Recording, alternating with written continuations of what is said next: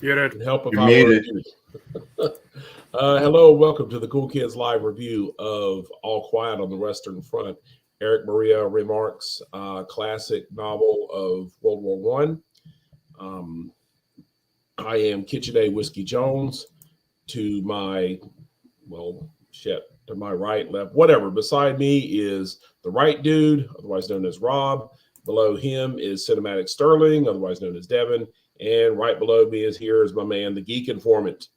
Um, and this is the third major adaptation of All Quiet on the Western Front. The very first came shortly after the book was released in 1930, starring Lou Ayres in the title role of Paul Baumer.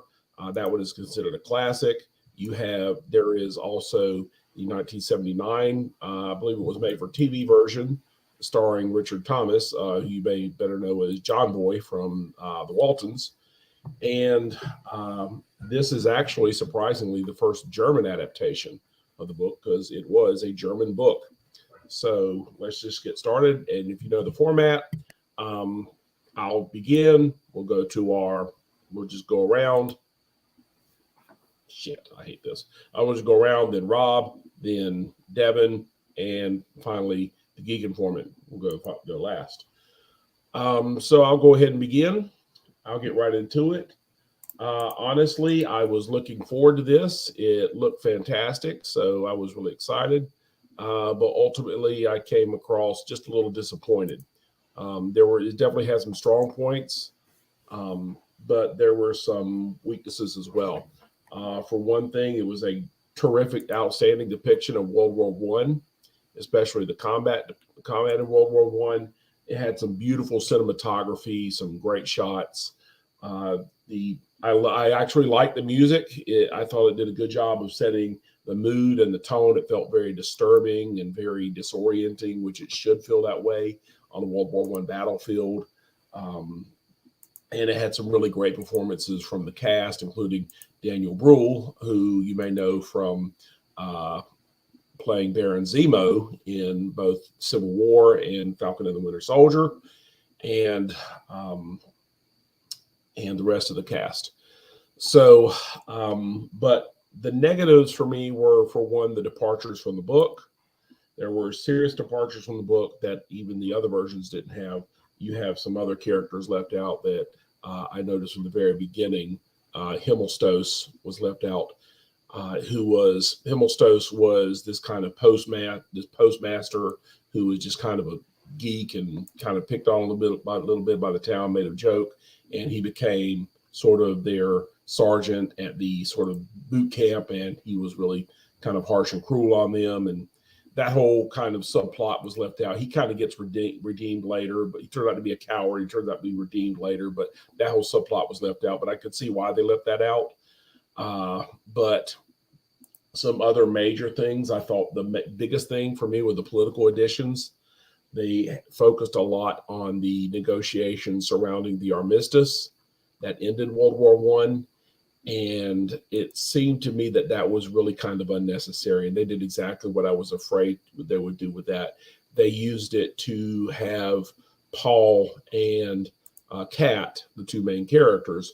Kat, if you're familiar, Kat is like the older guy. He's kind of like my age. He's around 40. He's a cobbler. He's an experienced soldier.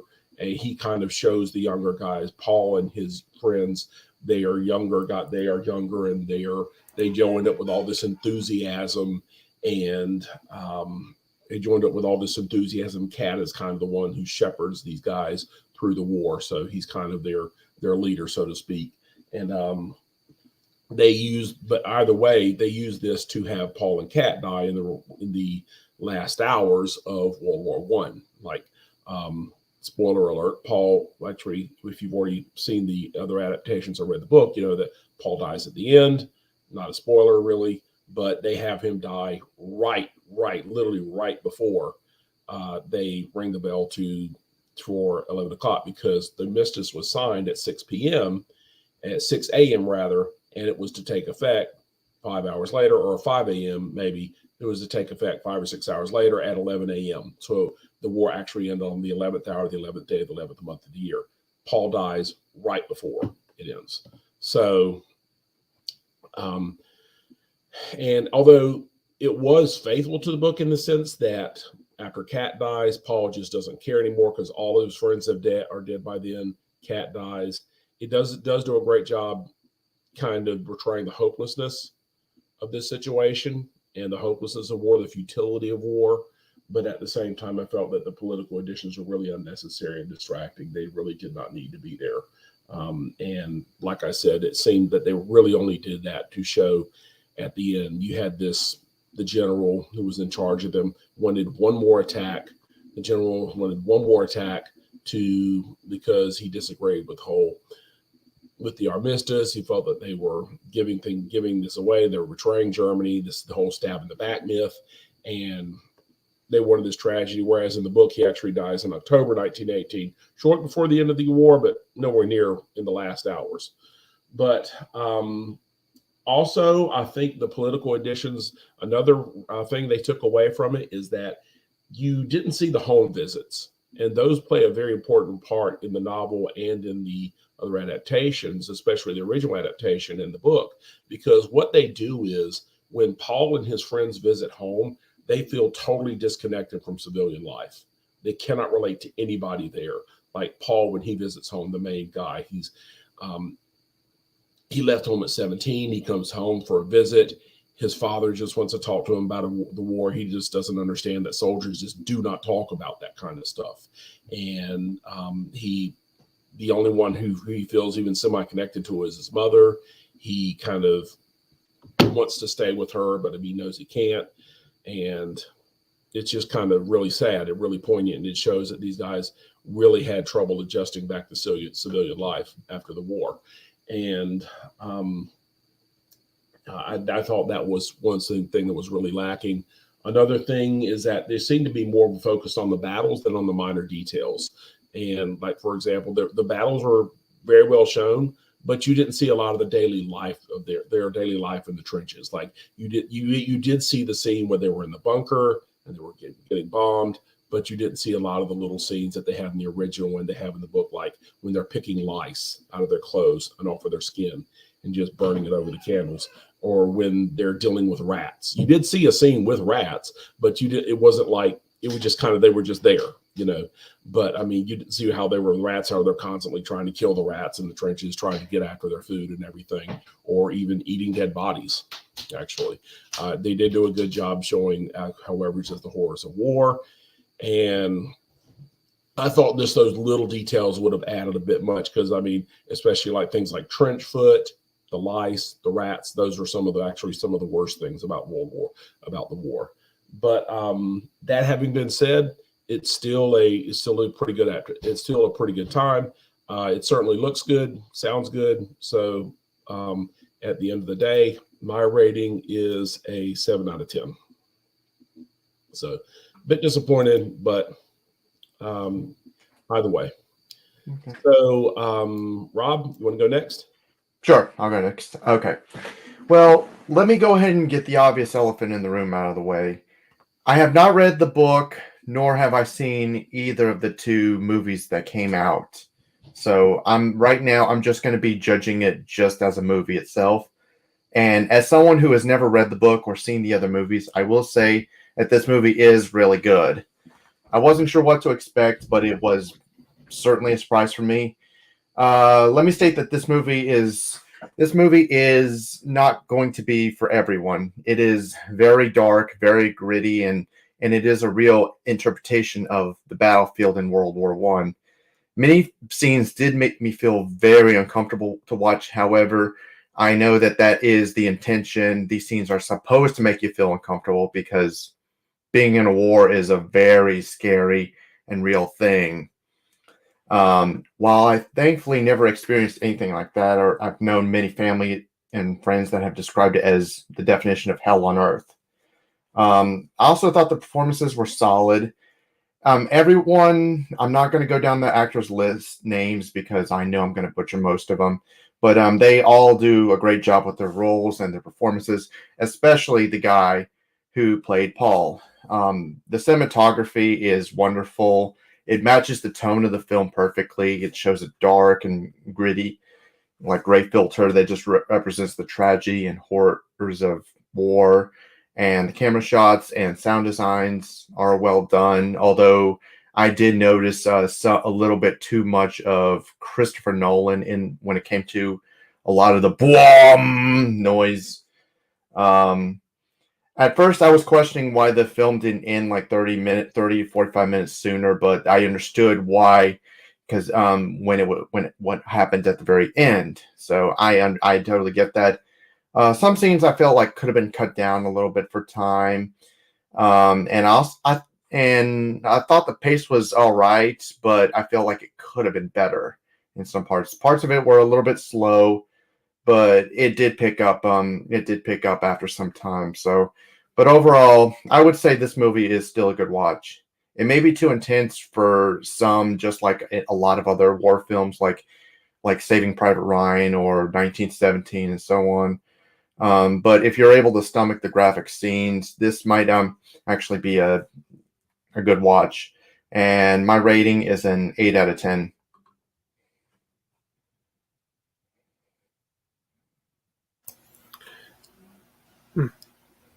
All right, so I have not seen the original movies. I have not read the book, and I am not an expert on World War One. When I was in school, my preferred learnings were like World War Two and the Cold War. But with that being said, I definitely like this movie. It does a great job showing the horrors and most disturbing aspects of war, especially during the opening scene, and including the one shot where the one guy is on fire and they decided to put a couple bullets in him. And then he had the one guy who's being dunked into the puddle. Like, what the fuck? And all the dead bodies everywhere. It shows how awful and how disturbing war was. And it does it perfectly. It's extremely well shot, and the actors do a fantastic job with their performances. But the reason why I don't really love this movie are, one, the pacing. It's way too slow. And there were plenty of points in the movie where I was bored and I wasn't really that invested. It could have been cut down a little bit just to make it flow a little better, because I felt like it dragged in a lot of spots. The score, while good, did annoy me at points with the constant wah wah wah wah, because it sounded like the score you'd find in a Christopher Nolan movie or someone trying to mimic Nine Inch Nails. It was distracting, but that's just a nitpick. Like, the pacing is the biggest issue. But despite those issues, I still liked All Quiet on the Western Front, and I think it's worth the watch, and I give it a 7.5.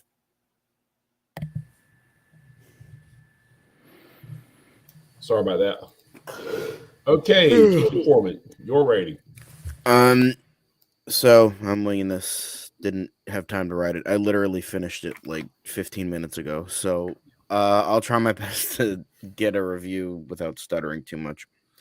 So again, similar with everyone here except Mark, I have not read the book, nor have I watched either adaptation before this. So I was going in kind of blind, and I vaguely knew the book and the overall story and the ending. But I didn't really know a ton. But with that, I felt it was still a very well done film. On the technical scale, it's great. Very, very, very great. Very well done. Cinematography, lighting, performances, just sort of everything on a technical aspect was great. The actors all do a really good job.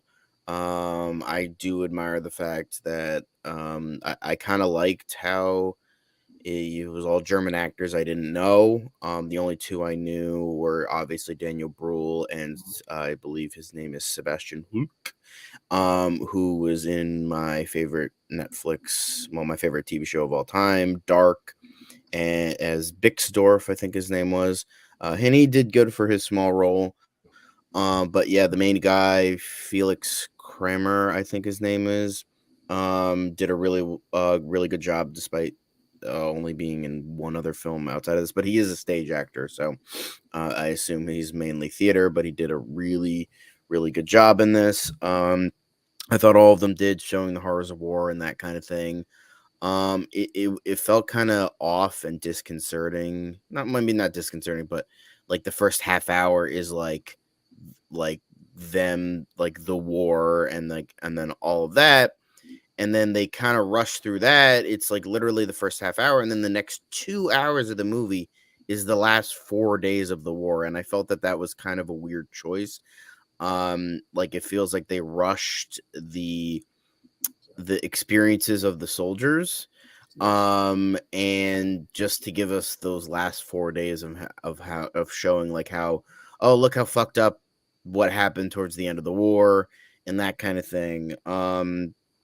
It just felt like weirdly off to me. I'm like, this doesn't feel like what happened originally in the novel or the other movies. I don't know why they rushed that. It's still a very well done movie. But I feel like we didn't really get to know these characters. We still felt bad for them. We still felt sympathetic for them, mainly Paul, with how just his friends just slowly die throughout the whole movie. But they didn't feel like characters. They almost felt like vessels for the audience to experience the terror of World War One. And they didn't feel like entirely 3-dimensional. They kind of felt a little 2-dimensional, like they were just kind of there to experience the horrors of war, which isn't the worst thing ever, but it just felt like there was just kind of nothing to them, despite doing a good job with what they were given. But yeah, pacing was not good. I didn't like the constant interruptions with the armistice negotiations. Even though Daniel Brühl does a very good job with his rather small role, it just felt like that the movie was kind of grinding to a halt to show like the stuff that wasn't even in the fucking book or any other adaptation. So it's like it just felt like kind of weirdly off. I did like the visceralness of it and the brutality of it. But one thing I kind of noticed, maybe Mark, once I'm done with my review, maybe you'll comment on this as well. But like when I think it was the second battle scene and they were going into the trenches and like the guys are like shooting the other guys with like really fucking good accuracy. Yeah. And I'm like, that doesn't seem right. Like they were just mowing these guys down with perfect accuracy. I'm like, those are, I believe, M1 Garands. Is that correct? Like that type of rifle. The U.S. Army used M1 Garand. M1 Garand was actually a pretty accurate rifle, but I mean, they would have used the German. Yeah, they all use that bolt action rifle though. Is that same type of bolt action? Okay, well at least I'm not a total idiot with my history. No, you're right. The M1 Garand. I wasn't sure if that was later or not. Yeah. But like they were like really scarily accurate, and that kind of took me out of it a little bit. Yeah. And now I don't know the history to a T. I don't know specifically of what happened in World War One, but everything felt like the time outside of the way too accurate gun accuracy. Yeah. But I don't know. It just felt like a very well done war movie. Maybe not a good adaptation, but if we're kind of like separating it from the book, which I feel like you can do sometimes, I still think it was a very well done film. It does have some flaws with its pacing. The editing was kind of weird at times, and like the foreshadowing to people's deaths was a little bit kind of dumb. Like towards the end of the movie, where Kat and Paul go to the the French farmer for the second time to try and get food. It's like, when I'm going home, it's like, okay, we get it. Kat's gonna fucking die. Yeah. Like, all right, come on, let's just get it over with at this point. Yeah. Last half hour, we get it. But I do appreciate that, like, after Kat dies, when someone else mentioned, like, I did appreciate the fact that, like, Paul is just, like, so disillusioned and like detached from everything. So when the general announces, oh yeah, you're doing one more fucking attack for no fucking reason because Germany, he's just like, okay, Yeah, sure. All right. Yeah. I'm probably gonna fucking die, but like Germany, I guess. Yeah, he Fucking welcomes it at this point. cocksucker. Yeah, he doesn't care. Yeah, But yeah, so I kind of appreciate that. But yeah, overall, well done. Very well done despite its issues. And with Yeah. that, I give it an 8 out of 10. all right, very good, very good, very good. All If right, I'm being honest, the only thing I really knew about when it came to World War One, well, things were obviously like the assassination of Franz Ferdinand, Yeah. and the other thing was the ceasefire they did like during Christmas time. yeah, Yeah, that is true. That's all I Yeah, really know when it comes that to has World been War I. over exaggerated for yeah, it was. That was like wholesomeness 1914. Yeah, but I mean it existed, but it wasn't like some really big well-known event like it really was. Joey Noel has. It was one small stated. part of the line that did that. Yeah, you had one small part of the line. The Christmas truce of that was 1914. 1918 would have been a completely different animal. But yeah, I thought that. I love the fact that you brought that up, the way Cat died, because I was really upset at the way Cat died. I thought that was dumb, just to kill him that way. How did he die in the book? As soon as they're going on there, you're like, okay, this is how Cat's going to die. Come on, give me a break. So, Yeah, how did Cat die in the book? in the book, he died from a shell that exploded. Yeah, the shell exploded and just killed him right there, and right in the middle of battle. Which I felt that's what they should have done. He should have died in the middle of battle, and I don't know. I just hated the way they did it. I guess I see why they wouldn't do it. They wanted him to go, I don't know, because of the way they did it. But I just thought it was like he was killed by a fucking kid. Yeah, who just believes his father's propaganda. Like I get it, yeah, but it's still like kind of dumb, and it just feels like a betrayal. Exactly. Like it's like the last two deaths of the movie just feel like such a slap in the face. I get it. I get why they did it, showing how like Germany was fucking retarded until the fucking end, and that they had to fucking do this for some honor bound horse shit. I get it, but it was like, I don't know. It just felt so dumb. Like he dies not in battle, nothing like that. You could have had that like betrayal in battle. Like in the last battle, he dies. Exactly. Like he gets fucking died stupidly, just like Paul. But no, it's like some kid who fucking with his dad's rifle, like he's a fucking school shooter, and just fucking nails him in the liver. Like really? Yeah.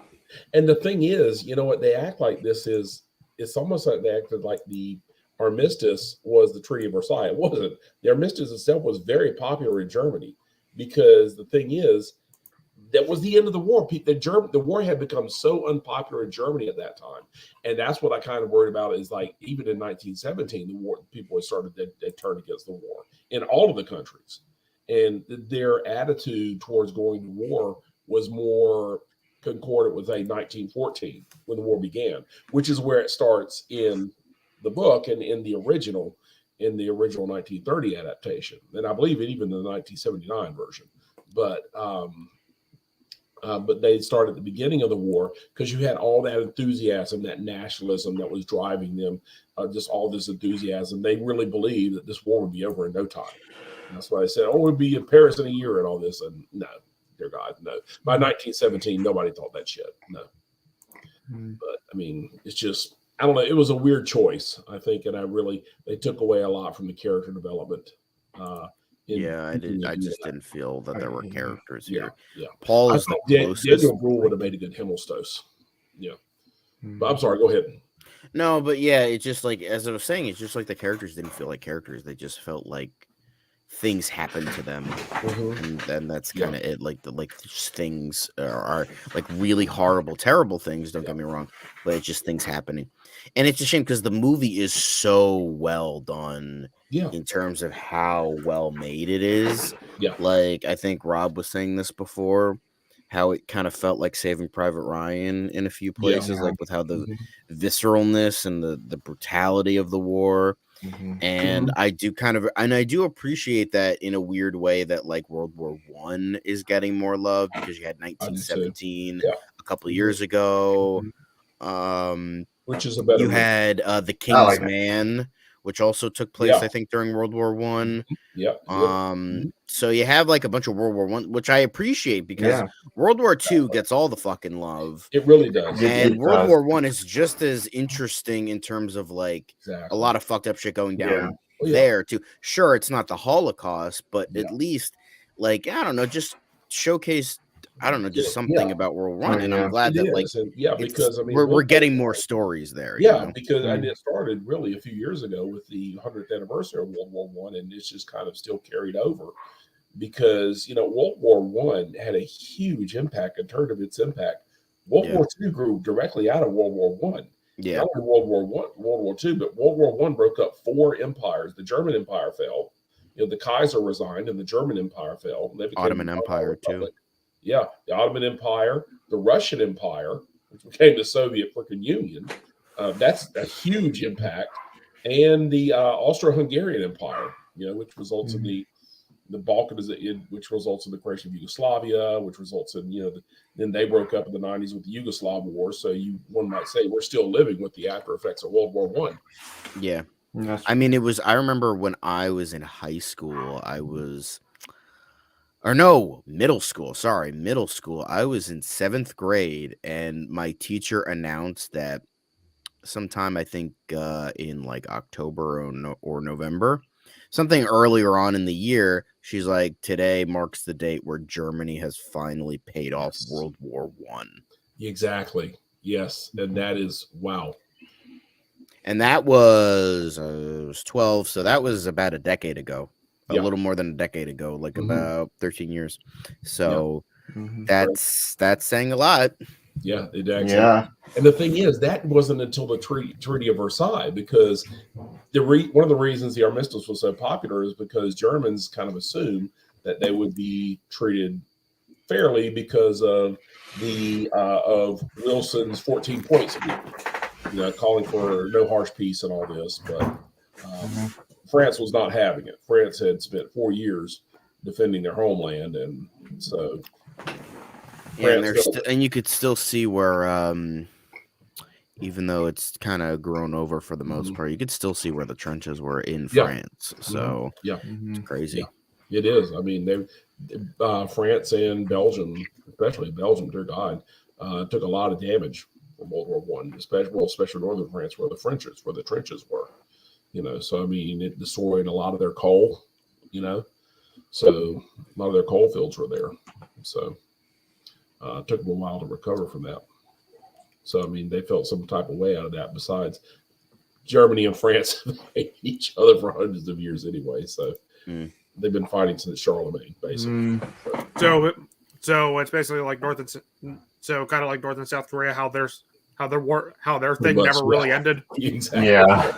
Exactly. They both descend from that Frankish empire that Charlemagne founded. Yeah. That's. But Do you teach your students about World War One, Mark, or I do actually, because the thing is, I taught 7th grade for years, and 7th grade was always modern world history, basically world history since 1600. So, or just modern world history, as I called it. And we always did World War One and World War Two, and I loved doing World War One because World War One was so shocking to Europeans and everybody. The combat, the nature of the violence. This was the first true industrialized war. The war to end all Yeah, wars. Yeah. exactly. You saw a preview of it with kind of the American Civil War, but the weapons were just so much more improved. Because, I mean, with this movie, you have the tank scene, which I assume didn't have to. Yeah. And the flamethrowers, Jesus Christ! oh my god, yeah. The flamethrowers. That was like I said, these scenes were very uncomfortable to watch. Yeah, seriously, yeah. But I get that's the intent. But it's like, One damn. thing that got me is that they seemed almost surprised. Maybe I'm reading it wrong, to see the tanks and the flamethrowers. I'm like, the Germans have flamethrowers. They wouldn't have been that surprised to see them, and they would have seen tanks by then. I mean, the Allies were using tanks before the last days of 1918. I mean, the British started trying to use them in 1916 at the Battle of the Somme. They failed there, but by 1918 they had a lot more, and they were using them pretty successfully. So, but yeah, but it was still a great scene. You know. Oh yeah. I think the scene that actually like made me gag was the scene with all the they're like piling up all the bodies. Oh God, you know, yes. lining them up. Oh yeah. Oh, that was. Yeah. I will say, Yeah. I will say, it definitely makes sense that they released this in October because it definitely felt like a horror movie half the time. Seriously. Well, Yeah. Well, yeah, for that's real. fighting in a war is fucking Yeah. terrifying. It is. I mean, any war movie can be classified as a fucking horror movie. Seriously, the Yeah. trenches of World War One are honestly my definition of hell. My definition. like I said in my review, anyone who has fought on the battlefield Mhm. describes it as hell on earth. Exactly. Yeah, exactly. There's nothing described. There's nothing describing it. There's no words you can use to describe it.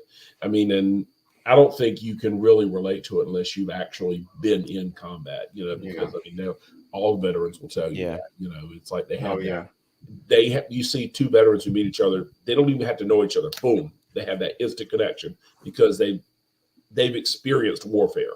Yeah. I mean, yeah. Or as Ralph Waldo Emerson, I believe, maybe it was Walt Whitman called it, the unutterable experience of war. So, I mean, what would you say? I have a question. Well, Mark, what would you say out of all the movies that are based on World War One? Which one would you say was the more accurate? Like out of the ones you can think of, the most accurate to like depiction of World War One.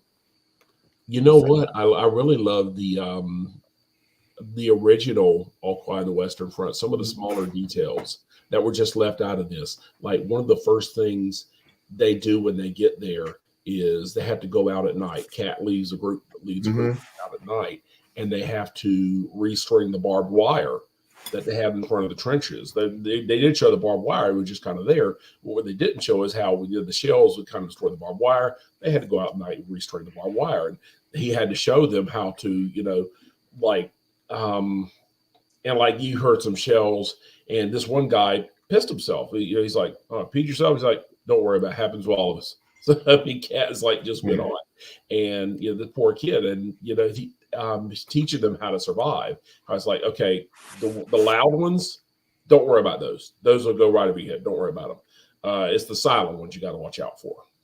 So the ones that don't make much noise. Paths of Glory is also really good. What's that? Paths of Glory is also really good. Paths of Glory is Paths of Glory, 1917. Yeah. Yeah. Very good, especially since I love Paths of Glory. How Glory has talks about the mutinies. Mutinies. You deal with the mutinies. You got mutinies in 1917 in the French, the British, even the Germans to some extent. You know, but it's 1917 was really good. 1917. Yeah, I will admit it's going to be a little weird. Yeah, I will admit I remember seeing 1917 because my dad was just like you, Mark. He was a big history guy. I remember 1917. This is going to be weird for me, but it honestly is a little. I remember seeing that in theaters, and it was actually the last movie I saw in theaters with my dad. So I mean, I'm sorry. Yeah. But because I know how he was a big history guy. Oh yeah. So there's a lot more of a personal connection to that movie for you. Oh yeah. Yes, because it was the very last movie. Fantastic movie. It's a great movie. Yeah. That's the thing of that movie. It's all one shot. Yeah. Yeah, I was really worried because I was excited for it, but then all these reviewers came out. They're like, it's okay. I'm like, God damn.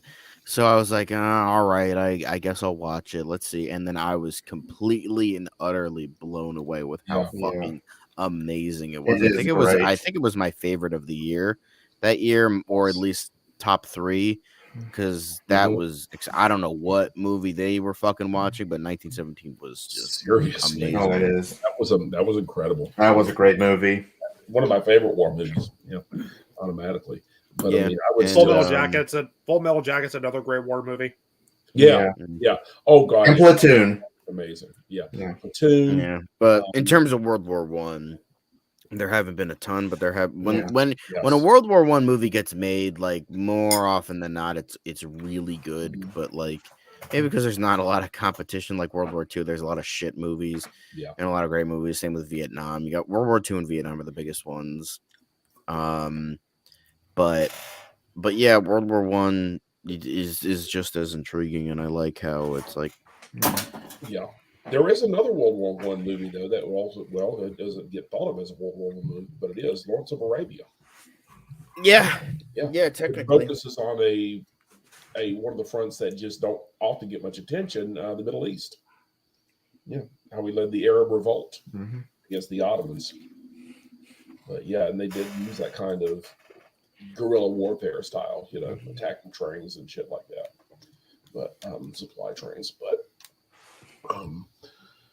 But yeah, World War One doesn't get a whole lot of attention, but when it does, I really like to see one on the Eastern Front. I think there are films about the Eastern Front because the Eastern Front gets even less attention. Usually, when you see a World War One film or anything about World War One, it's a Western Front.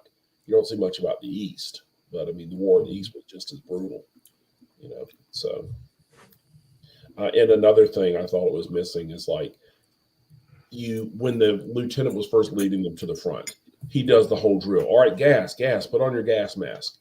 Well, they put them on. But what you're missing is that in the book and in the original movie, and even the 1979 version, you have this great scene where they are attacked. You show them being attacked by gas. You show them under a mustard gas attack, or chlorine gas attack. So they have to put on their mask. And like in the 1979 version, there's this one great scene where the guy takes off his mask too early. And he takes off his mask too early, and he falls down into the gas would kind of settle into those craters in no man's land, and he falls into one of them, and boom, dies. Yeah, they did show that with the big room of bodies. Yeah. They're like, oh, they took their things off too early. It would have been nice to see something like that because mustard gas was and other types of chemical gases were huge. Yeah, huge. It was one of the most terrifying things. Yeah, and that was not really showcased as much. Oh, by the way, another fantastic World War One film, Wonder Woman. Oh yeah, one of the best. Yeah. Seriously, one of the best, definitely. Jesus Christ. Of course.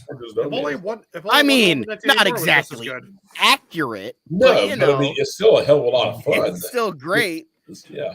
But I mean, the thing is, mustard gas and poison gas didn't kill as many as people might think, but it was absolutely terrifying. All the soldiers described it as absolutely terrifying. That's why I thought it would have more of a role a little bit because all the things I've learned about gas, specifically mustard gas, was just you couldn't even it got in your clothes and stuff and all that shit. It was that was scary, and it's fucking liquefying your fucking insides and exactly unable to breathe. You're fucking you can't see, and it's just it's just this ultimately scary experience, and they didn't really mention that much. We just had that one scene. Well, put on your gas mask, and then that was it. Exactly that, and they walk on the guys who've been gassed. It would have been really nice to see because I mean that's a terrifying thing. That sense of, I mean, it was one of the most terrifying things in the war.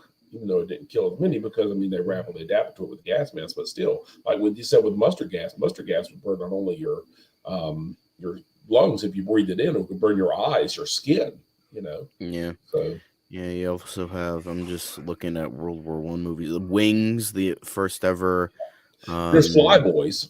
It's not a great movie, but it is a pretty good World War One. I know there's some about the first ever Academy Award winner. Wings was apparently really good. I tried to watch it one time, but something was wrong with the file and it wouldn't play properly for some reason. But yeah, I'm just kind of going through them, and there is a lot. Don't get me wrong. Yeah. Mm-hmm. But it's but comparatively, stuff like World War II, that's endless. And World War II, Vietnam. Yep. That gets a lot more attention because a lot of people are more knowledgeable about that. Yeah. Than say World War One. Because it seems it's because both wars happened less than 100 years ago. Yeah, I get so. Yeah. Mm-hmm. Yeah, well, a little over 100 years ago, but now still, I mean, you've had several about the combat, aerial combat, World War One. There's Flyboys, Aces High, 1976. I mean, it's amazing how many happened. Like, if you look at from 1970, ironically, the first ever World War One film by Cecil B. DeMille, and going from that to the 30s.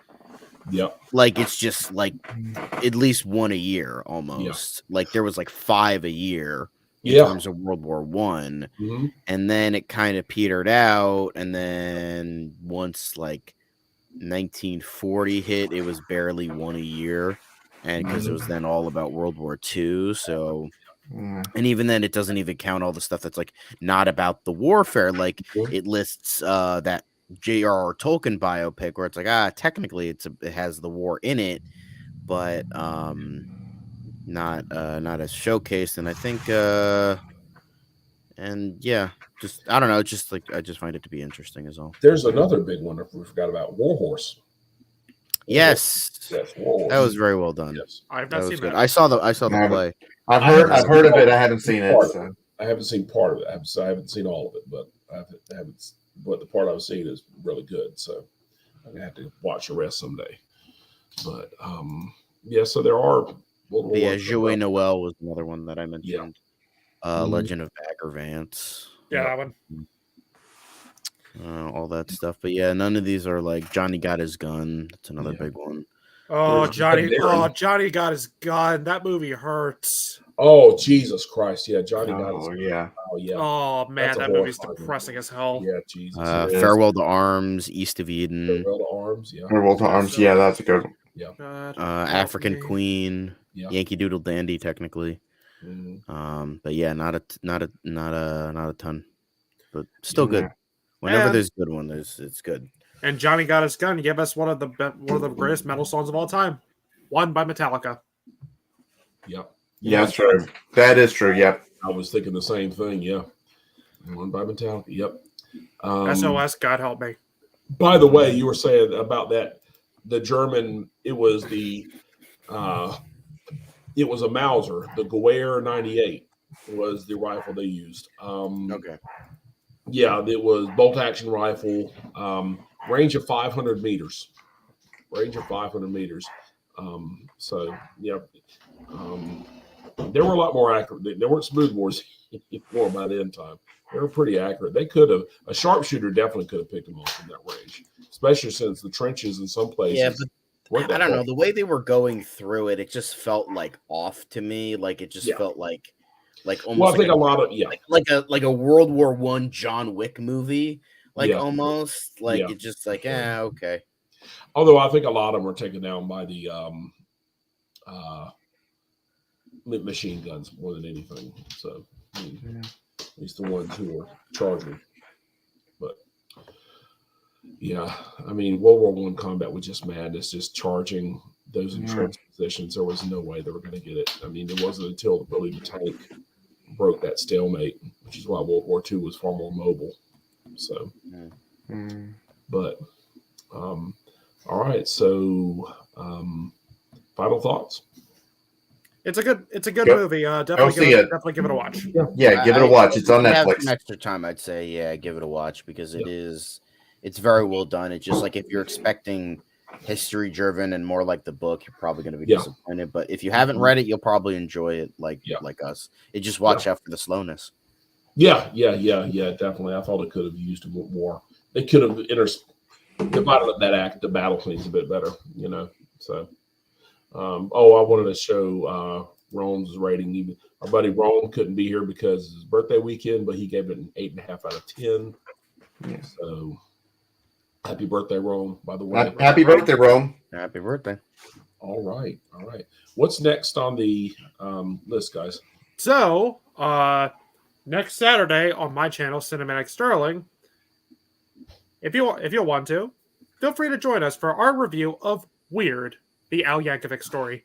The very, very true, not at all over-exaggerated story of how Weird Al got famous. Exactly. Exactly. I am so looking forward to that, man. Oh, that is going to be awesome. Yes, it really is. Are you ready to polka? Yes. I'm ready to polka. We're Dare to on. be stupid. Dare to be stupid. Mashed All right, potatoes well- can be your friends, ladies and gentlemen. All right. Well, thank you very much, ladies and gentlemen, for Yeah. joining us. So, again, I guess the consensus is we recommend it. So, go see it and see you next week for Weird. See you. See ya.